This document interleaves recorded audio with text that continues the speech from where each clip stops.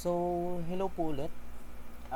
Ituturo ko naman sa inyo kung paano tayo mag-add ng mga stuffs. Yan, kung halimbawa sa mga accounts natin.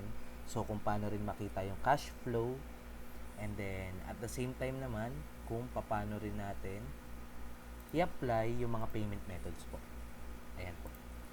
So, nandito ulit tayo sa POS natin. So, ang unahin ko po muna is kung paano tayo mag-add ng mga iba pang payment methods.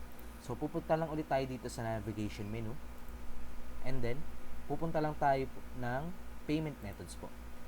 So, eto, meron na tayong mga payment methods po dito. So, on how to add, so, i-click mo lang siya. Dito sa pinaka-lower part, lower right side, so, click lang natin yung add. Tapos, ilalagay nyo lang po kung ano pa yung mga ibang payment methods po natin. So, example, maglalagay po ako ng bank transfer. Tapos, if ever na mag-a-add ba yung payment method na yon or yung sales niya doon sa cash drawer, or kaya for record lang siya through online. So, kapag in-enable natin yung add to cash drawer, so ibig sabihin physical cash po yung matatanggap po natin. O kaya naman, kung halimbawa is for records lang siya or online lang, so i-disable lang natin siya and then i-save mo lang siya.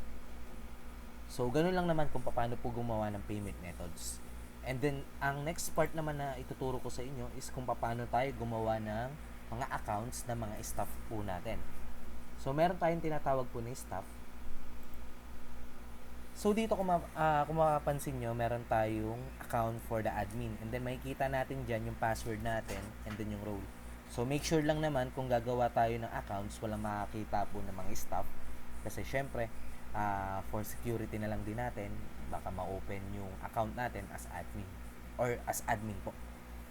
So, kung gagawa tayo ng staff, so, add staff lang. And then, ilalagay lang natin dito yung name niya. So, example, cashier.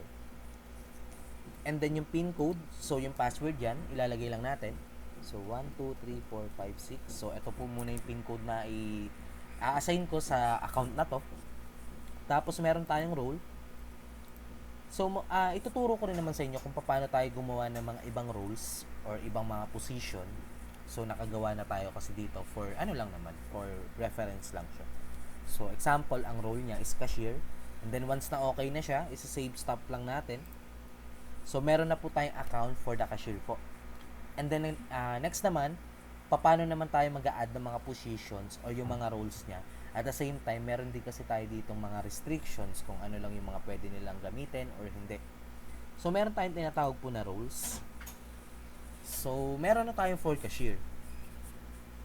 So, dito sa cashier po natin, kung mapapansin nyo po, meron siyang mga naka-enable and then merong mga naka-disable. So, ganun lang naman siya. Kumbaga, i-assign nyo lang naman dito kung ano yung mga pwede nyong gamitin ng staff natin or yung mga hindi niya pwedeng i-access. So, dito sa cashier natin, ayan, meron may mga naka-disable and then meron pong may mga naka-enable po. So, once na meron po kayong in-edit dito sa roles natin, so, ang gagawin nyo lang is save permissions nyo lang siya. So, kung gagawa naman tayo ng panibagong role, ang gagawin lang natin, magka-create lang tayo ng role. So, gagawa ako for the manager. And then, create mo lang siya. So, ang mangyayari dyan is, i-click lang natin siya. Tapos, ganun pa din.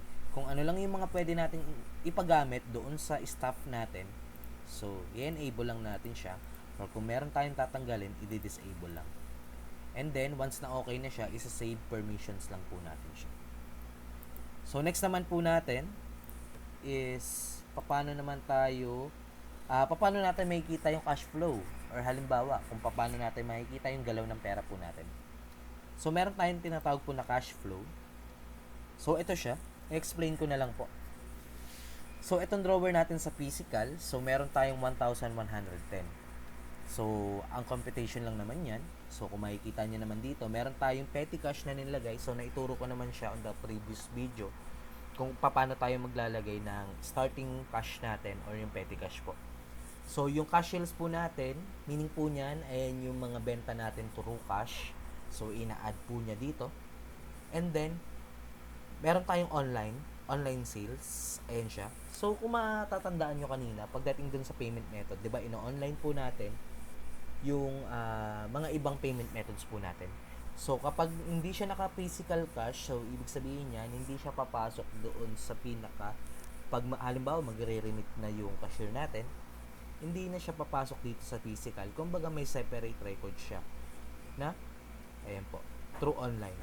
So, paano naman kung halimbawa, magpa-pay in tayo or magdadagdag tayo ng cash kasi halimbawa, kulang po yung pera doon sa laman ng drawer. Halimbawa, mag-a-add lang kayo ng mga panukli. Meron tayong tinatawag po na add cash. So, ilalagay lang natin yung amount kung magkano. Example, maglalagay ako ng amount na 500. So, mag-a-add ako ng cash. Tapos, yung note po, nasa sa inyo kung ano po yung ilalagay nyo po na note. So, example, nag-add lang ako ng fund kasi kulang nga po yung 1,110 natin. And then, isa-save lang natin siya. So, kung mapapansin nyo po, nag-add na siya doon sa pinaka-physical cash natin. Tapos, what if naman kung magpo-pull out tayo ng pera? Example, meron tayong pera doon sa drawer. Tapos, ipo-pull out natin siya pero hindi pa naman tapos yung shift ng cashier. So, ang mangyayari is pull out lang natin siya. Ganito lang yung gagawin natin. Tapos, i-out natin yung 200 pesos. Tapos, maglalagay din tayo ng note kung bakit natin siya ipo-pull out. Tapos, isa-save lang natin siya. So, kung mapapansin nyo po, nag-less na siya dun sa physical cash natin and then meron din siyang record pagdating dito. So, dito na rin papasok yung mga expenses if ever. Kung halimbawa po kukuha tayo ng pera para dun sa expenses natin, kung halimbawa cash lang siya. Ayan po. So, ganun lang naman siya kung paano natin manavigate yung mga ibang functions. So, upon next video naman, ituturo ko naman yung mga ibang functions pa ng POS po natin. So, thank you po.